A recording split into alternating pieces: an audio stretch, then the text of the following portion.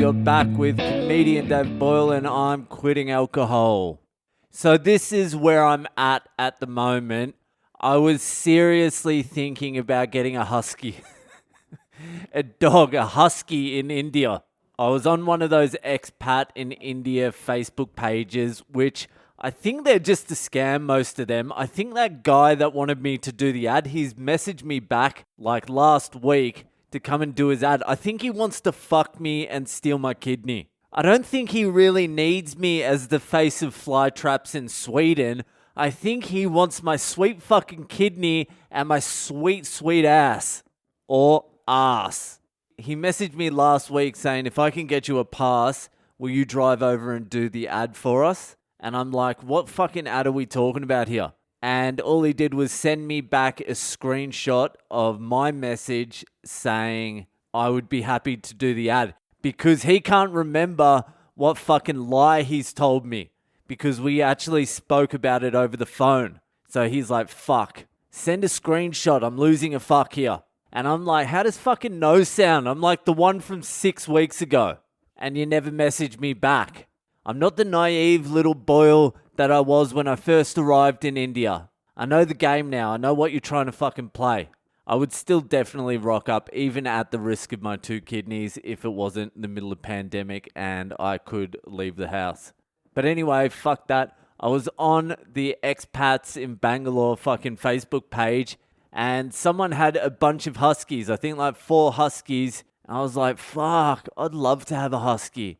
I have no affinity for animals at all. There's already 2 dogs here that I ignore. A fucking German Shepherd that might be retarded. I think it is a little fucking on the spectrum.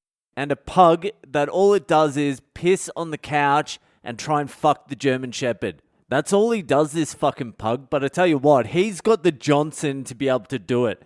He can't reach when the German Shepherd's standing up. So what he tries to do is, when the German Shepherd is lying down asleep, he sneak attacks her and tries to fuck her while she's sleeping. But she just wakes up, bites him, he runs away and jerks off in the corner. I think I've patted them 3 times in total, combined. 2 for the German Shepherd and 1 for the fucking pug. But for some reason, I started getting this idea that I want a husky. A cute little baby husky, and then we bond, and I like comb its hair and shit. And then it grows up, and I take it to the Himalayas, and it can pull my fucking sled. Then they can write a movie about us or some shit. I don't know, I just wanted a husky.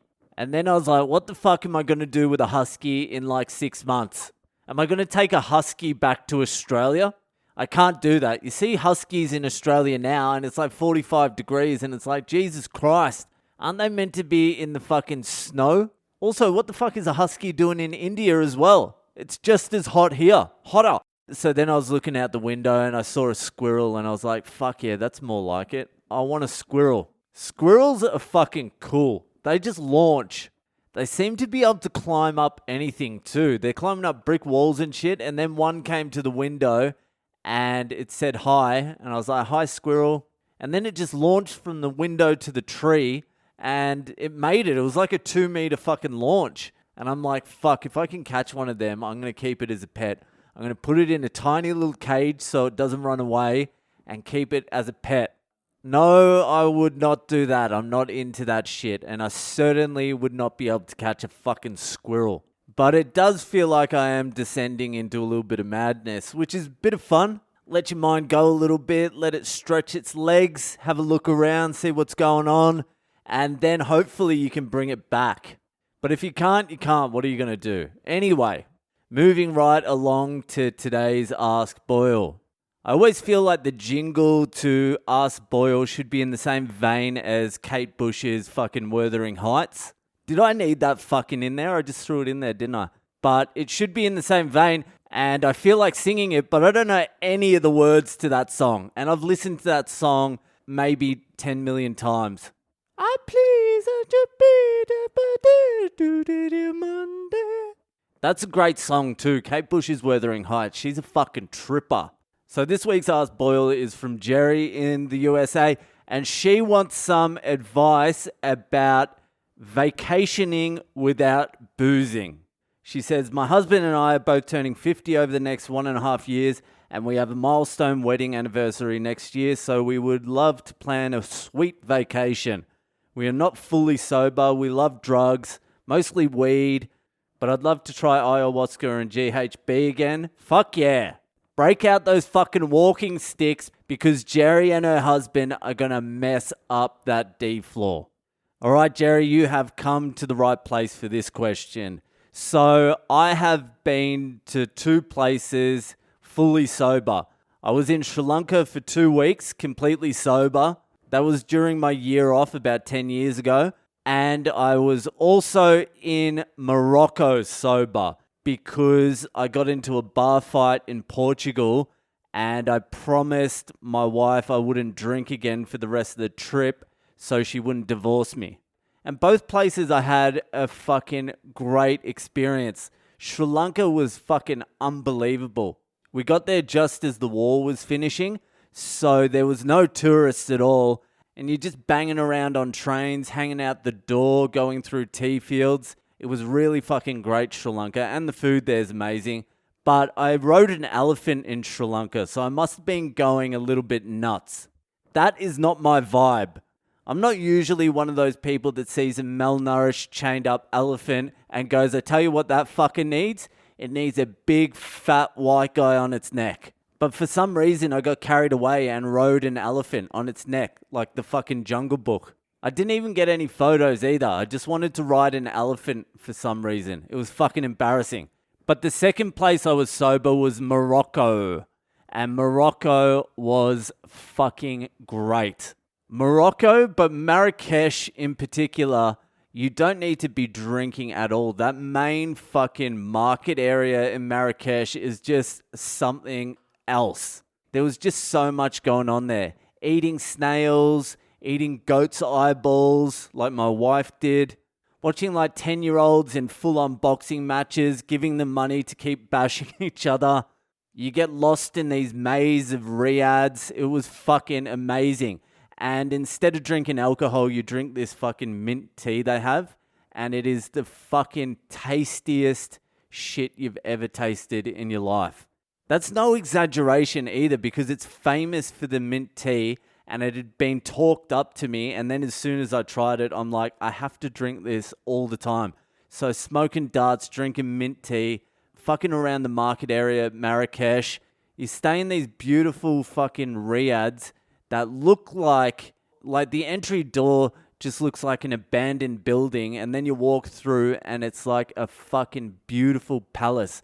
I took a video of me going into this fucking riad. I'll chuck it up on Instagram. But what I would say is, if you're going for a sober holiday, I would hit some of the Muslim countries. You can go Morocco, Egypt, Jordan, and they're really fucking amazing places, even though I've never been to Jordan. But I've heard it's amazing. I've been to Egypt as well. Even though I got fucked up there every single night I was there, I didn't really need to. You can just smoke shisha, eat kebabs, go see the Nile, go see the pyramids, go to the Valley of the Kings. It was fucking amazing. Egypt is fucking amazing. Morocco is fucking amazing. Go to those 2 places.